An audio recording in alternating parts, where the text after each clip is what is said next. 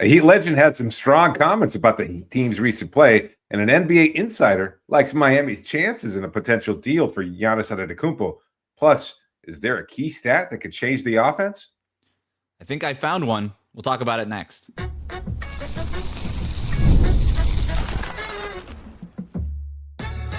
You are Locked On Heat, your daily Miami Heat podcast, part of the Locked On Podcast Network, your team every day.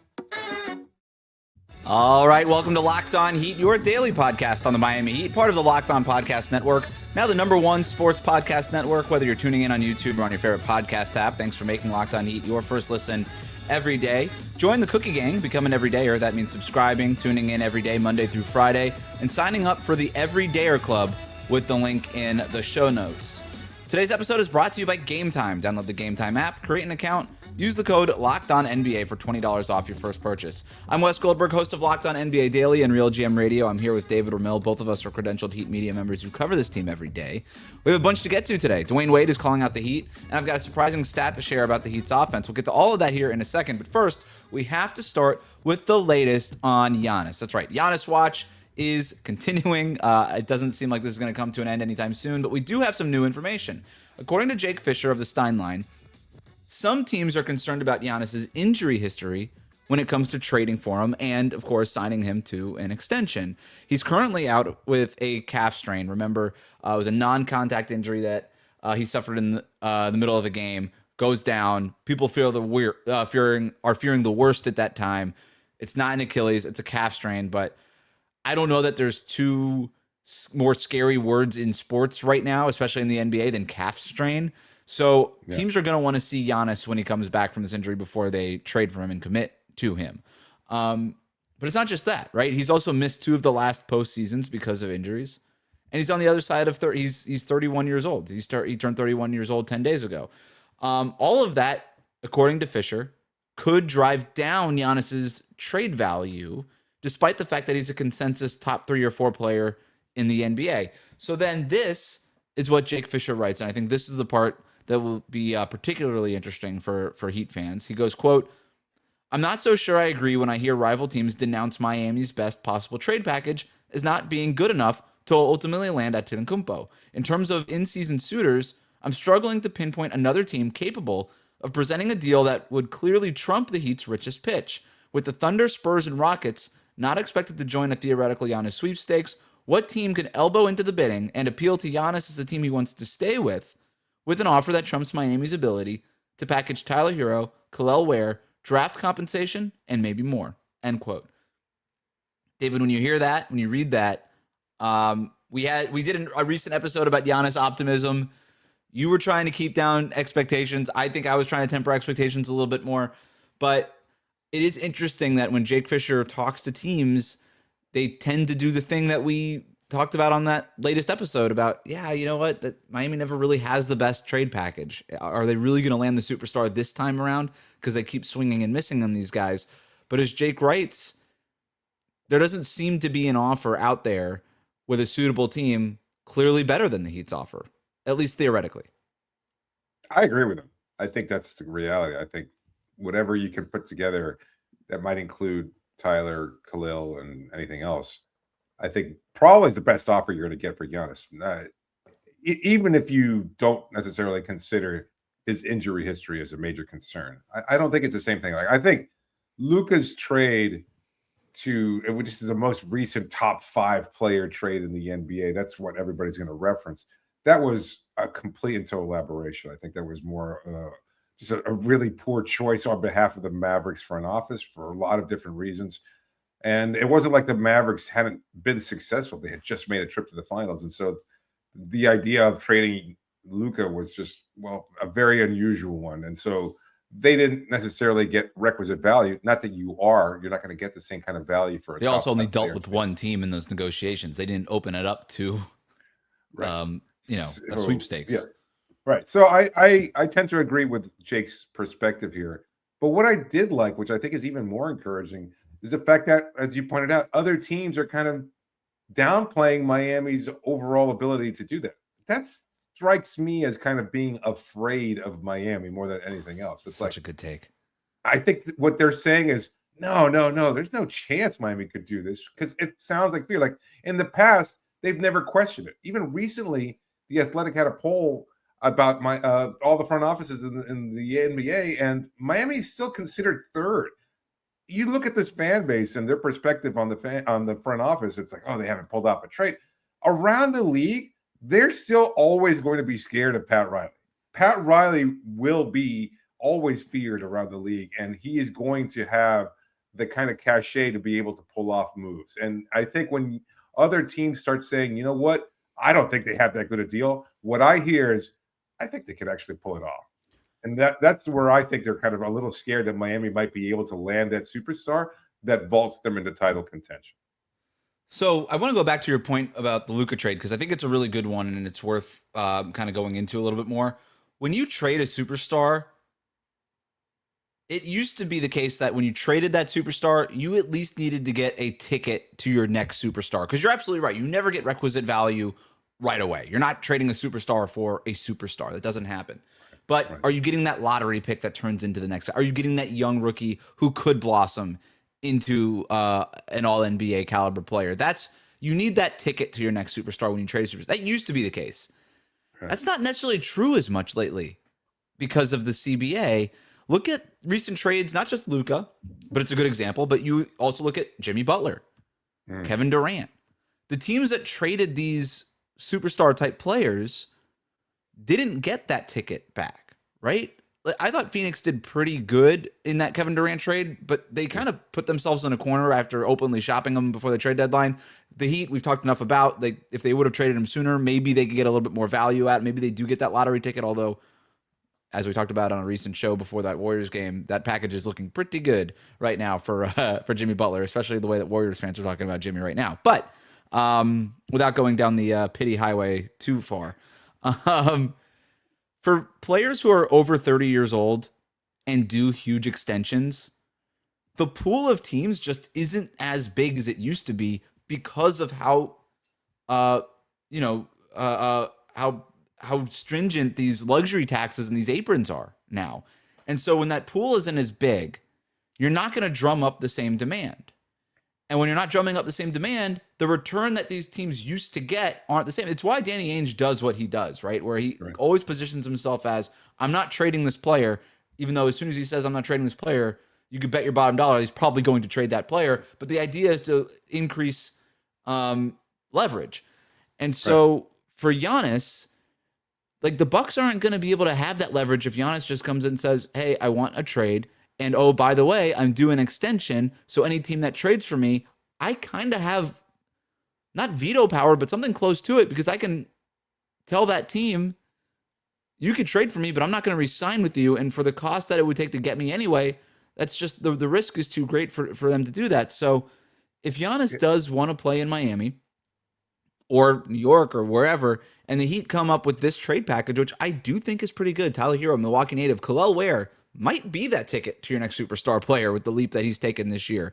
Plus a couple of first-round picks. That's a pretty good return as long as the Thunder and Spurs stay out of this and that Giannis doesn't want to go to the Atlanta Hawks, which I think is a really big piece in this.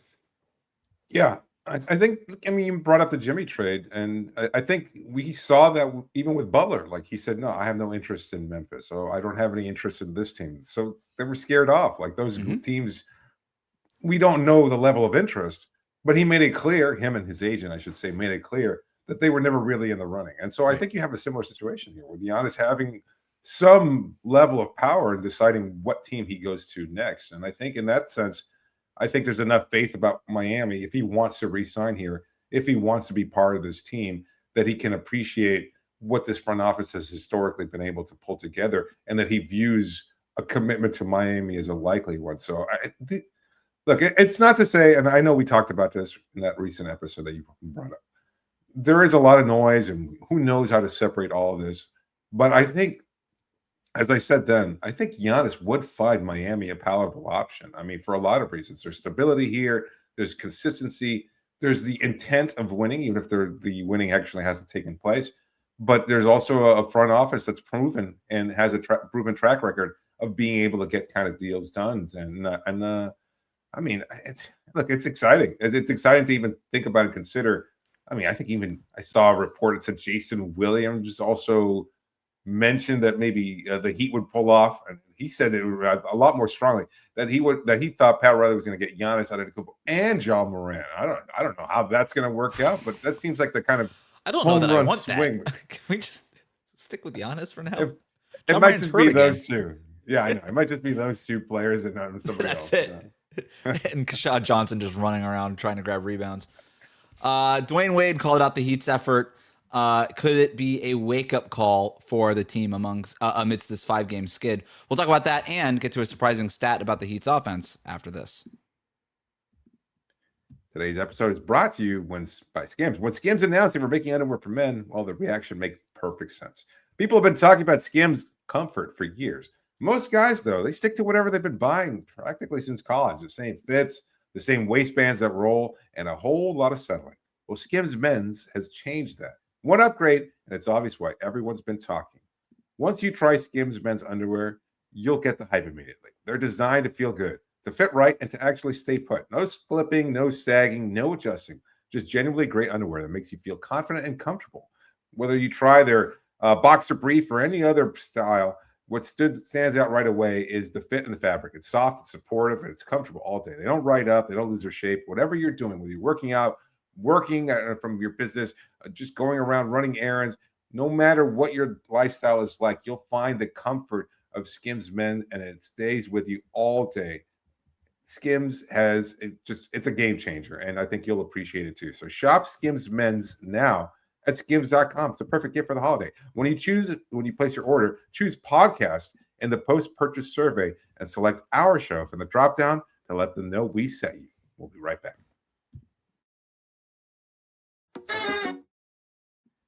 Thanks for making Locked On Heat your first listen of the day. Thank you for making Locked On the #1 sports podcast network. You already live your team every day. Now take it up a level and go ad-free. Join the Everydayer Club today and get Locked On Heat with no interruptions, members-only Discord access, and more. All for just $5 a month or $50 a year. Go to lockedonheat.supercast.com or check the link in the show notes to learn more. Dwyane Wade on his podcast either saw the same thing that you did, David, when the Heat got eliminated in the NBA Cup by the Magic, or he listened to you on this podcast and agreed. Let's play the sound really quick. You know, you want your franchise to be, you know, in these moments. I was pissed off watching the effort last night. I ain't like it. But I'm like, y'all don't want to go to Vegas, dog? Y'all don't want to go win this money? I need better effort. And Orlando, shout out to Desmond Bain, put it on them. Put it on the Heat. They had no response. They didn't respond enough. And normally, I'm so used to Miami Heat team just keep responding, resilience. David and D. Wade aligned in their thinking here. That's right. It's a better duo, I think, than Dwyane and LeBron James. But you know what? Whatever. That's okay. The new peanut butter and jelly. I mean, I think I feel kind of encouraged by that, because I know it's kind of reductive to just say, oh, the effort's not there. And you've pointed it out. The team, it's not like they're actively not trying. But I think to Dwayne's point, we've gotten used to seeing that level of effort where they always felt like they were in it. No matter what the challenge was, no matter what the team was, when something was on the line, that group has historically risen to the occasion. And I didn't see that effort. And I was even more disappointed by what we witnessed against the Toronto Raptors. Again, you just got eliminated. You've had several days off. They should have come in there and blown the doors off of Toronto. They should have come in there and won by 30, because they should have had a significant chip on their shoulder after what happened in the Orlando loss. And you had the time to prepare. You could have analyzed everything. You could have broken down as much game film as possible. You could have seen any possibility of what Toronto might be able to run and found ways to counter that. Between the coaching staff and the players, there should have been a much greater sense of urgency, and I saw none of that. Absolutely none. And so for Dwyane to call him out like that, I think that's great. I don't know that players will listen. I think even for a former player, a guy who's so tied to the franchise as Dwyane is, I think he's viewed more as part of the media landscape, so it doesn't really matter all that much. But I'm glad he did. I'm glad he called it out. And I think he's pointing those comments at certain players on his roster for not leading the charge and not being able to provide that kind of sense of urgency that I talked about. So the stats don't back it up. Their drives are up even during this losing skid. The speed and distance stats that are on the NBA's tracking data stuff is they're all the same. That said, and I said this back then, and I'll say it again. Like, I still don't know the team that looks like they're playing with joy when they're missing every 3-pointer and Desmond Bane is doing what Desmond Bane is doing. I still have yet to find that team. That said, when Dwyane Wade says something like that, you tend to listen. And I do think it's the kind of thing that does make it back to that Heat locker room. That's D Wade. That guy's got a statue outside the arena. That guy's picture is plastered all over that locker room and the hallways to that locker room. When D Wade says it, that's not just a member of the media. That's an icon. That's everybody. I mean, that for some of these players, that trumps Pat Riley saying it. You know, like, that guy is a legend. I do think it's the kind of thing that makes it back to that Heat locker room. And we saw this. We saw this when Udonis Haslem texted Kel'el Ware, and it almost felt like those two things happened, and Kel'el Ware made that leap right away after that text message. This stuff does matter, and I do wonder whether or not it will be a wake-up call for this Heat team. I'm with you 100%. That Toronto loss, to me, was the worst loss of the season, given the context, given the fact that he'd already lost 4 in a row, the days off, like you mentioned, and that Raptors team was also losing. They had lost 4 games in a row at that point. Even with the 5-game skid, this team can win 4 out of 5 and be right back in the top 3 in the Eastern Conference. It is that jumbled right now, as the Pistons and the Knicks kind of separate themselves at the top as the top 2 in the standings. Have you looked at the players, like the hustle stats for the last 2 weeks? Yeah. And do they fit that same? Like, they haven't changed that dramatically? No. Okay. I'm surprised. It feels like those kind of small 50-50 possessions, or those kind of, like I said, hustle stats, maybe they just stand out more, or they stood out more during the time when the team was winning, and it just doesn't feel like they're getting those same kind of opportunities now. They're not generating the same kind of plays, or at least maybe to my simplistic view. But I'm surprised if the statistics don't show it or anything. Yeah, so they averaged 4.7 loose balls recovered for the season, and in December they are 5.7. So they're actually averaging more loose balls recovered during this losing streak. That's one hustle stat, right? Like, you can go into the box outs and the deflections and all that stuff, but they're diving on the floor for these 50-50 balls. That's what I'm saying. Like, there's a little bit of selection bias when you're watching a team lose and they're missing 3-pointer after 3-pointer, and they're missing layup after layup, and they start hanging their heads a little bit. It does start to. But look, again, when Dwyane Wade says that he doesn't see the effort, I have to take his word. I have to listen to that. He's the guy that played in the league. I didn't play in the league. He's somebody that can't. No offense to you, David, but you also didn't play in the league. And so when you say it's a lack of effort, it means one thing. But when Dwyane Wade says it, it just kind of means another thing. So, I think part of that is there, and I think the fact that they weren't resilient and they weren't able to bounce back against Orlando or Toronto is meaningful. It would have been nice for them to advance in Las Vegas, or to Las Vegas in that NBA Cup. I think Eric Spoelstra even talked about it, how they were shocked that they lost that game. There was a belief in that locker room that they were going to move on to Las Vegas, and when they believe that, that means that there's a 1-2. You know what I mean? Like, there was a desire to move on. They couldn't get it done for whatever reason. So I don't know. I hope this is a wake-up call, and they are able to play with a little bit more effort, because obviously playing over your head offensively, that's not going to work. So you have to make up for it somewhere, and maybe it is just extra effort. Yeah, the desire, I'm sure, is there, but at some point you have to show that. I mean, I don't know. It felt like there were just too many opportunities where they kind of hung their head and just weren't rising to certain possessions. Like we talk about all the time, there are possessions there that can kind of absolutely swing momentum, and have additional weight to them. You know, that's not just force a turnover, but like coming down and getting a key stop. I think defensively is maybe where we've seen the most slippage. Yeah, no doubt. And that's where I like, even Bane going off the way he did. And I know he was feeling it. Like, there's only so much you can do when a player's on a heater like that, especially a player as confident as he was. Like, he struggled this season, obviously, but I mean, he's had those moments throughout his career. So you knew that he was capable of them. But you would just have liked somebody to say, no, I got this. I'm not going to let him score. Yep.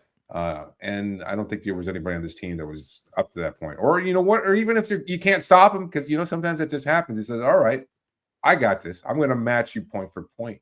And that didn't happen either. They were just kind of watching the spectacle more than anything else. So that's not what they need to do. They need to be much more involved, much more engaged with something on the line like that. And then to come back again, like I said, to come back after a demoralizing loss that, as you said, the team theoretically wanted to win and advance. They come into their home court, which they've been good this season in that regard, and they lay an absolute egg against a Toronto team that's feisty, but I don't think they're dominant. No. And they lost, like I said, they lost 4 in a row at that point. Expert takesmanship by Dwyane Wade to have this come out right before they play the Brooklyn Nets, which has been it'll be the worst team they've played in a while. It's since the Sacramento Kings game. So if they win that game, then he could be like, see, my wake-up call worked. I still run that organization or whatever. Expert stuff from D Wade there. In terms of other ways to juice this team, I've got a surprising stat that could show the Heat a way to improve their offense. We're going to talk about that next here on Locked On Heat. Today's episode is brought to you by Game Time. The World Cup is coming back to North America for the first time since 1994. What a different world that was. And with 48 teams for the first time ever, it's going to be massive. But let's be honest, getting tickets is probably going to be the hardest part.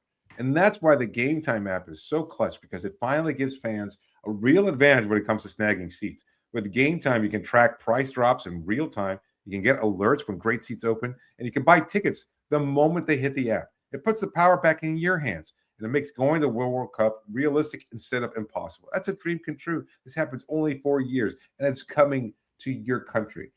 This is a great opportunity. Team USA is poised to go on a deep run here. It usually happens with the hosting country. It's going to be an event of a lifetime to see these playing out in various cities throughout the United States, and it's coming to South Florida. You know, if you're a sports fan, and you wouldn't be listening to this podcast otherwise, this is the event that you can't afford to pass up. So you pick a game, you tap a section, and you have your tickets locked in within minutes. That's how great Game Time does. And when it comes to the World Cup, it works the same way. You know exactly what match you want to go to, even as the group stages kind of shape up, and you pick those tickets, and within minutes, you can see exactly where you're going to be sitting. You get alerts for teams and matches. It makes it easy to grab tickets the moment they drop price instead of missing out. So take the guesswork out of buying World Cup tickets and every match or concert or event with Game Time. Download the Game Time app, create an account, use the code LOCKEDONNBA. You get $20 off your first purchase. Terms do apply, but again, download the app, make an account, and use the code LOCKEDONNBA for $20 off. That's Game Time. We'll be right back. Today's episode is also brought to you by Robinhood. Nobody knows your money goals better than you, and Robinhood puts you in control of your money with tools that work as hard as you do, locking in on every opening, beating your PR, beating it again. Channel that drive into your money. Robinhood puts you in control of your money. You can trade stocks and ETFs, options, futures, and crypto all on one platform. And you can now build and execute your own trades from a desktop with Robinhood Legends advanced tools, or you can take advantage of the new Robinhood strategies with a tailored portfolio managed by a team of experts. You expect more from yourself. You expect more from your money. Get started today at Robinhood.com/yourmoney. Again, that's Robinhood.com/yourmoney. It's your money, your move. Now we'll be right back.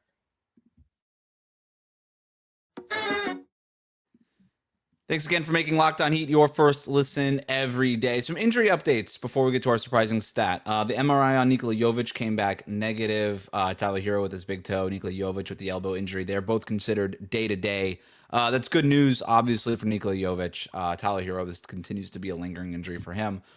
So again, both day-to-day. We'll see what happens Thursday night in Brooklyn. Surprising stat time, David. No team averages more points per possession when the roll man gets the ball in a pick and roll than the Miami Heat. They're averaging 1.27 points per possession when the roll man gets the ball in a pick and roll this season. It is by far on the lowest rate in the league, And I do think that that has something to do with it. But that is a surprising number. And for an offense that, when it feels like the three ball isn't going in, they don't really have much other recourse, especially when those layups from Jaime and Wiggins and those guys aren't going in. Right. We've gotten a lot of questions about ways to get Kel'el Ware more involved, ways to get Bam Adebayo more touches and get to see him get more aggressive on offense.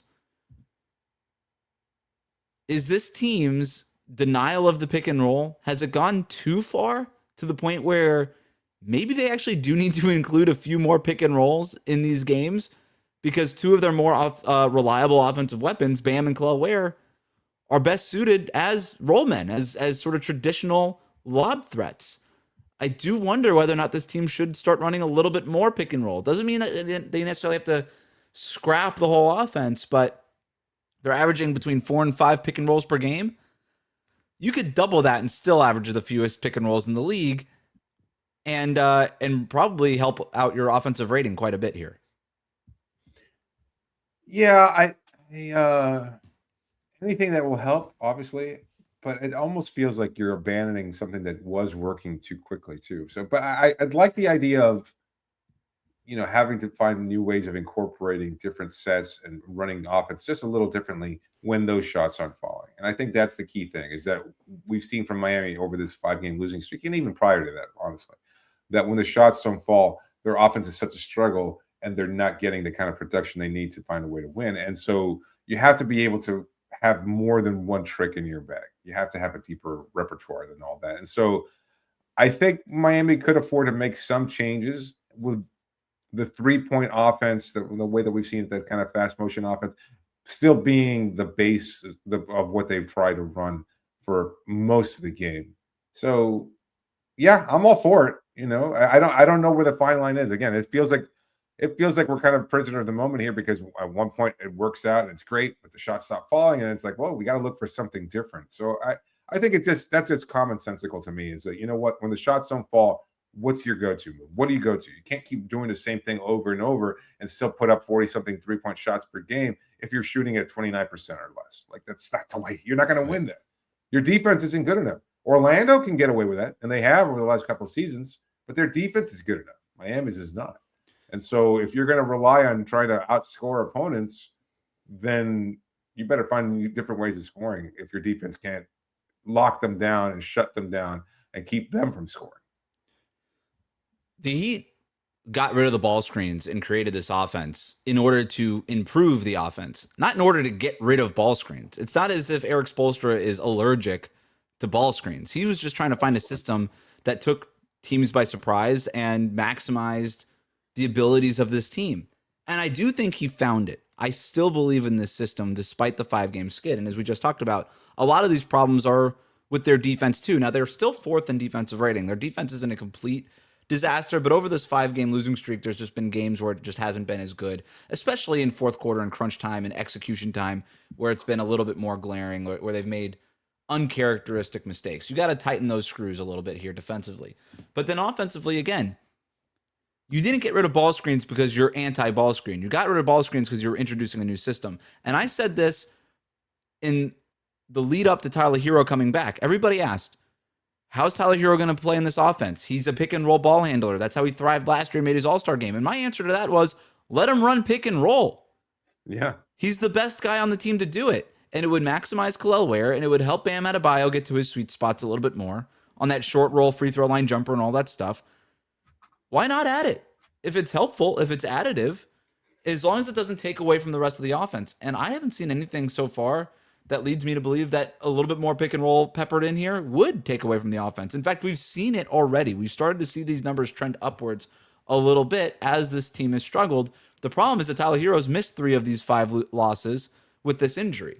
And so you haven't had your best pick and roll ball handler out there. And then Kel'el Ware's minutes have been up and down a little bit for some reason. So I'm in favor of mixing in different looks, because teams have clearly scouted Miami's offense already, and they're better prepared for it than teams were at the beginning of the year. And I do, by the way, think that some of this pick and roll efficiency number stuff, I brought up the stat because I think it's a good jumping off point for this conversation. a lot of what's baked into that stat is the fact that nobody now is expecting the pick and roll. And so when it does happen, Miami usually just has a clear lane to the basket. It goes, oh, wait, I thought they didn't run this stuff. But use that to your advantage, right? Like, you're in a 5-game losing streak. You don't have it. Like, I don't think they were planning on waiting 82 games to start using pick and roll in the playoffs. You have to add this stuff in as the season goes on. I think now is the right time, David. Absolutely. I mean, you've got to do something. I don't think you're in a desperate mode necessarily, but you're at a point where you do have to try something differently than what you've done and see if that works and if you can find the right balance. And we've heard Eric Spoelstra talking about that. Like, it not just in terms of the blend of offense, but also finding the right combination of players and a rotation that might work. And so the injuries haven't helped, but that's on him. The challenge is on him to find the right combination of players, the right blend of offensive sets, and how that ties together that could lead to a win. And I don't think we've seen that either. I know that it's easy to criticize the players for their lack of effort, etc. But to be honest with you, I think Spo, as high as we were on him and what he was doing earlier and his willingness to make changes, and I think he should still get credit for all that. Now we kind of need him to, as he says, find a counter to the counter. Like, we know when a player starts to get better, and he says, okay, now it's a matter of finding out when defense start to key in on you, when defenses start to try and find ways of taking away your strength, how do you find a counter to the counter? So that's what Spoelstra has to do right now. That'll do it for us today. Thanks for tuning in to Locked On Heat. Make sure you subscribe, follow Locked On Heat so you get all of the latest episodes. Find us on Twitter and Instagram at Locked On Heat. Did Locked On Heat make your Spotify Wrapped? Prove it on social media to secure a free month of our brand new Everydayer Club. Just tag our national Locked On Podcast Network account on any social platform, and we'll drop you a code.